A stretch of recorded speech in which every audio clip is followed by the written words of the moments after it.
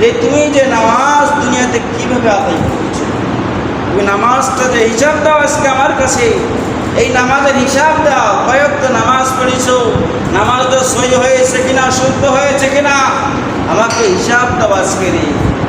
নামাজের মধ্যে তোমার মন ছিল না, নামাজের মধ্যে তোমার কোনো খুশুখুশু ছিল না, নামাজের মধ্যে কোনো তাকওয়া ছিল না, আজকে হিসাব দাও আমার কাছে। আমরা তো নামাজ আদায় করি তাই সারা পাবে।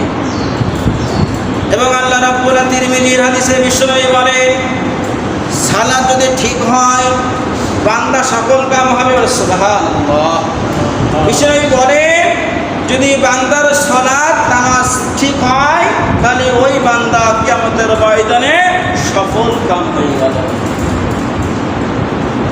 এবং তার কৃতকার্য ভালো হয়ে যাবে, তার সমস্ত সব কিছু সে আল্লাহর রহমতের দ্বারা পার হয়ে যাবে। সুবহানাল্লাহ, পার হয়ে যাবে।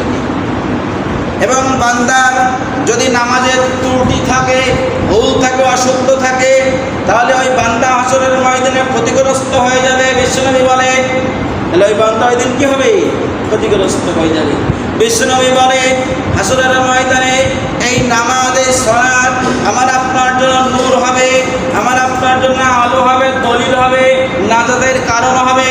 আবার বিশ্বনবী বলে, এই নামাজ আমার আপনার জন্য দলিল হবে না, আলো হবে না, আমার আপনার জন্য জাহান্নামের কারণ হয়ে যাবে। এই নামাজ আমার আপনার মুখে ছুরি মারা হবে। কি বলেন আল্লাহ?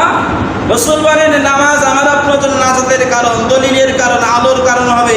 আবার এই নামাজ আমার আপনার জন্য জাহান্নামের কারণ, আমার আপনার মুখে ছুরি মারবে। এই নামাজ, এই নাকি সেই তো নামাজ। কি নামাজ পড়েছে? যে নামাজ আমাকে অশ্লীলতা থেকে আমাকে বাঁচাইতে পারেনি। কি?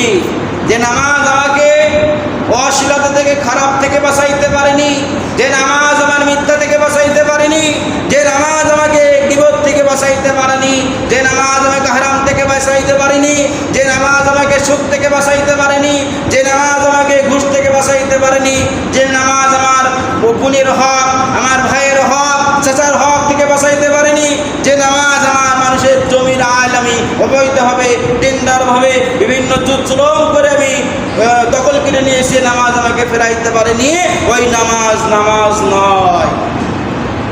বলে নামাজ যখন আমাকে আপনাকে নামাজ ফেরাইতে পারবে, সমস্ত সব থেকে, আমার হাত থেকে, মুখ থেকে